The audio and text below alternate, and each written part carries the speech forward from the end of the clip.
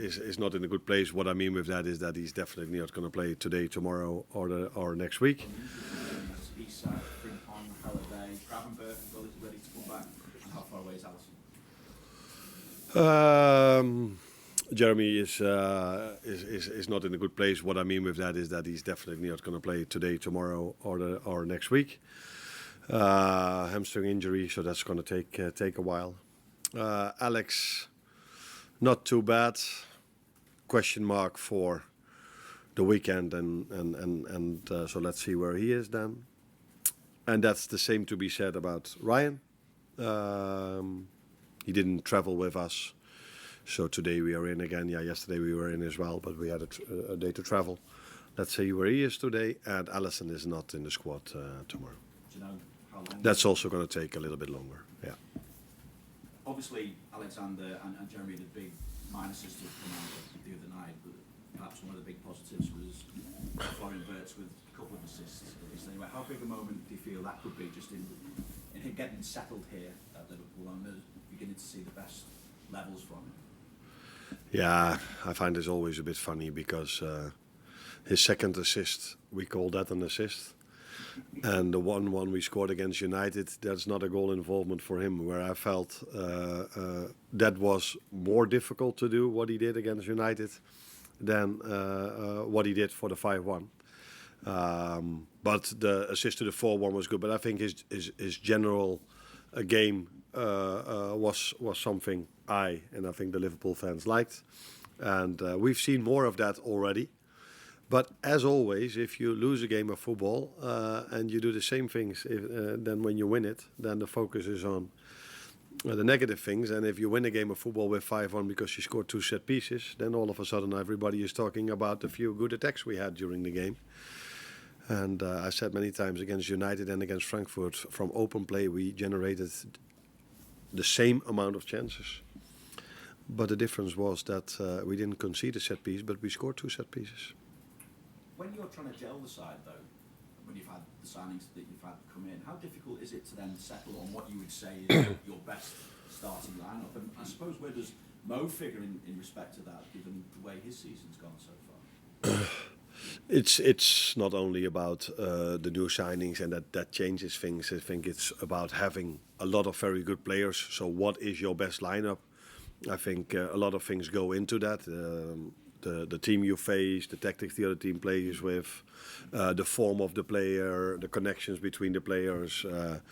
So I think if you look at all the big clubs in the world, they all have more than 11 players that can play a game.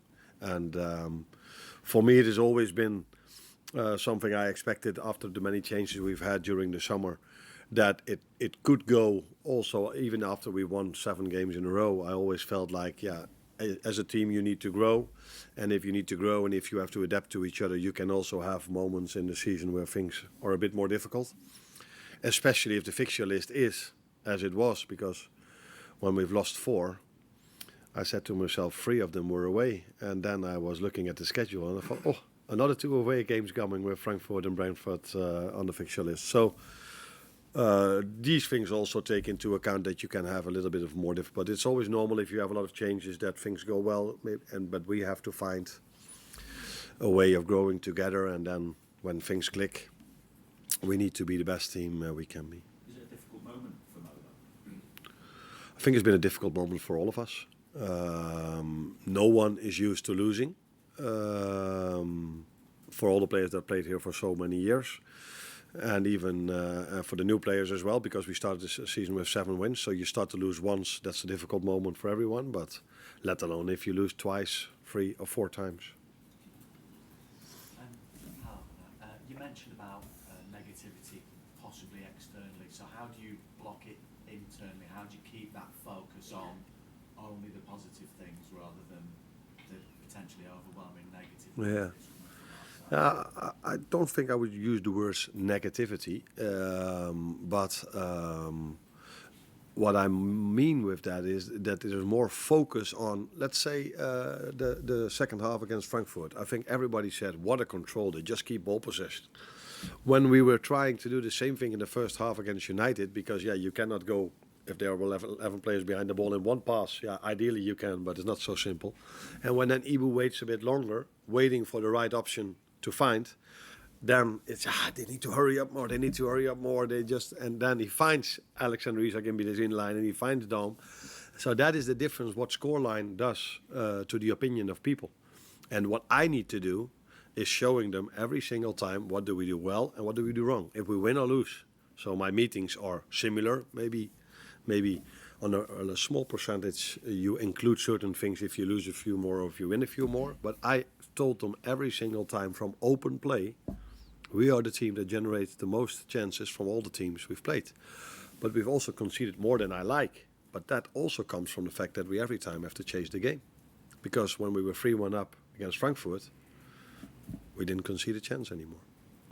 So these are things I try to tell them, as well as I try to tell them that the main difference between this season and last season is the playing styles we face.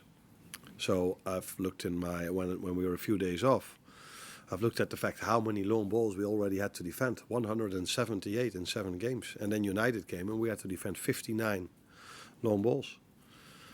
That's different than the first half of last season. Not as the second part of last season, but as the first half. The way to unlock it is a moment of magic, which we had in the first half of the season a lot with Mo, or a set piece, which we had at Frankfurt as well, because that again was a low block, but 2 set pieces unlocked the game for us.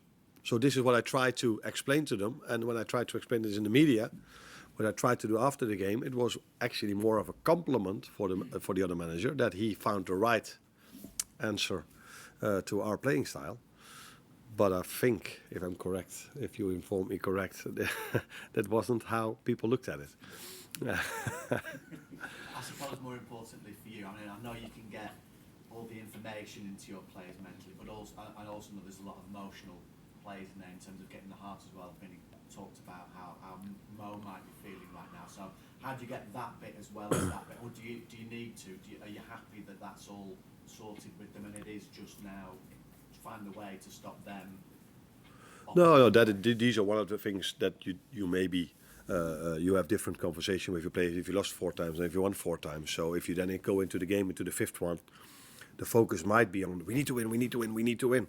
Yes, that's definitely what I would like us to do. But there's a way how you win games of football and focus on that. And so you do have conversations about if you won 4 times in a row, other things can be the challenge. That players think, we don't have to run that much anymore because we are so good. So that was last year the challenge. And if you lose a few times, then you need to keep telling them that they are on the right track. If you simply judge them on chances conceded, chances created, but that we are at this moment in a period where if we do one smart detail wrong, we immediately concede a goal. So we have to make sure we do 10 out of 10 times things perfect, where 9 out of 10 times is not enough at this moment of time. Normally 9 out of 10 times is enough to win a game of football. But you can arrive in a period where every time the other team gets his first chance, it's a goal. It happened against United, it happened against Frankfurt. And that some moments are a bit unlucky, like having a player on the floor and then with 10 men conceding a goal, these kind of things. So then if you are in a period of time like this, you need to aim for 10 out of 10. 9 out of 10 is not enough, so give this 5% more. Julie? Hi, Arne. And when you talk about then the long ball stats there and how many you've had to face, is it then people have found out how to play Liverpool, or is it better squads? And do you now think, well, we might have to change how we play? Why I've said for the first time what I said after the United game, because before that I still felt like because people ask me why was it difficult today, then if that is your question I have to answer it, why it's difficult, and the answer lies in the tactics of the other manager, which is a compliment to him. But why I didn't do that before, because I was like it's quite obvious that they all do it for a long time now, but I'm not 100% sure if every manager that we're going to face in the upcoming weeks knows this. But at a certain moment, it's so clear. Everybody does this. And even Now I've heard that when we played Frankfurt, there were talks between their staff and Glasner, who worked there, of course, and he explained them their way of playing, which is normal, that these things happen. So yeah, yes, we have to adjust, and that's what we've tried to do. That's also what I've told the players, and I can say this here as well. The last 2 times we faced a 5-4-1 against Palace and against United, we've created more chances than we did every single time we faced a 5-4-1 last season, low block. And the reason for that is that we've tried to adjust a few things in our playing style as well. And against Frankfurt, we again faced a 5-4-1, where I adjusted maybe even more. But that's not to say that was the reason that we created so much, because we created already a lot against United and against Palace as well. But so yeah, we have to find answers to that, and we're not the first team that happens. This happens. City experienced this for so many years, and they are very, very, very good in playing in these tight spaces. And there's something where what we need to do even better than we're already doing. Curtis Jones completed 122 passes. I don't know if you know that. Apparently, it's the most by a Liverpool player in a Champions League game since 2003-04 season. I just wondered how much he has come on in the last 12 months and how integral is he to what you want to do? Yeah, I'm not so surprised that he touched the ball a lot, because I positioned him and Dom a bit lower because we missed out on Ryan. And we faced again a team that was playing in a very low block and didn't press us at all. So yeah, then if you then 3-1 up, you start to pass the ball because just waiting for them to come and then find a moment. That's always nicer than when you're 1-0 down and you face that low block, because then you need to take more risks. Curtis, since I'm here, I think his playing time went up. And there's a reason for that, because I like how he progressed. Is progressed the right word? Yeah. But still, with him, and the same questions you can ask about every player, he's in competition with 5 to 6 very good midfielders. And but it's good to see that he played a good game against Frankfurt, definitely. Carl? Just to go back to Mo, he's obviously coming under a bit of scrutiny at the moment just because of his current form. But as you said, he is getting the chances. So how do you explain the imbalance between the chances he's getting and the return he's getting? How do I explain that? Yeah, I mean, it's not like he's not having the chances. He's just No. probably not. I don't know, look, or he's just putting Yeah. a little bit of sharpness. I don't know if that's sharpness or not. It's so difficult for me to say why this is. I could come up with a few reasons, which I'm not sure if that is the reason. But I think in general in football, players miss chances. And Mo is a human being as well. So we're not used to him missing chances, let alone a few games in a row. But these things can happen. What could have to do with, I have no clue if it does, but I could come up with it's easier maybe to finish a chance if you're 3-1 up than if you're 1-0 down. But maybe that's completely not true for him, but good. But I think the main thing is that Mo has always scored his goal for our club. And the last thing I worry about is Mo starting to score goals again, because that's what he done his whole life. And that's what I expect him to do in the upcoming weeks and months for our club as well. Down the right hand side, there's probably been more changes this season. You had 3 different right backs you played this season, and personnel changes. Do you think that has had any sort of impact on the game he plays? Could. Not particular, maybe the right fullback. Could, by the way, because he's maybe his whole Liverpool career he played with Trent. Maybe, yeah. So it could. But like you just said, I think he's been in promising positions often enough for him to score goals. But maybe with Trent even more, I don't know. But I think in general, for every player, if you have quite a few changes in your squad during the summer, then everyone needs to find new connections again, and that goes normally like this a little bit. And Mo is not an exception to this, because he's also a human being like all the others. So it might have something to do with that, but yeah, like you've seen now again, that in an ideal world you play every single time with the same team. That's not realistic for a team that plays every 3 days. But even if you would want to, it wasn't possible because Jeremy Frimpong has been in and out with injuries a few times. Conor Bradley has been in and out with injuries. Let alone McAllister, who missed out on pre-season, and Alex. So I think this might be one of the reasons why we haven't been as consistent as we were last season. Sorry. Hi, Arne. I wanted to ask you about some of the tactics and the kind of changes you made. You mentioned for the Frankfurt game you made a few adaptations. I was just thinking about some of the new players and having them in the building for a little bit while longer now, having some train with them, play with them, understand what some are good at, what maybe not so good at. Have you been influenced to maybe try new things based on what you've seen from them, or are you more looking at what your opponents are giving you?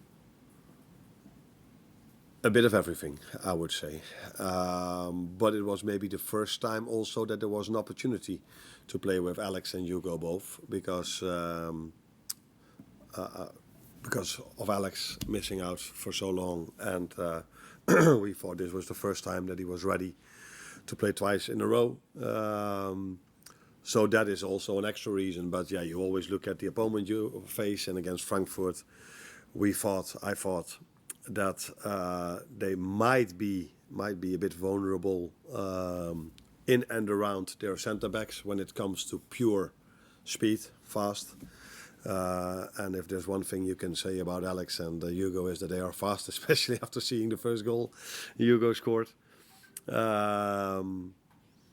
So yeah, I don't think we've did so many things different. The only thing we maybe changed was, instead of playing with a 9 and 10 behind each other, they were closer to each other with 2 number 9s. We still had one winger on the left side with Cody Gakpo, and our right winger, Florian Wirtz, who I hardly played as a right winger, had more of a free role, but small margins were, I think, different to that. For the rest, I think we've mainly played similar to how we've played last season, with maybe the difference that certain new players bring different characteristics.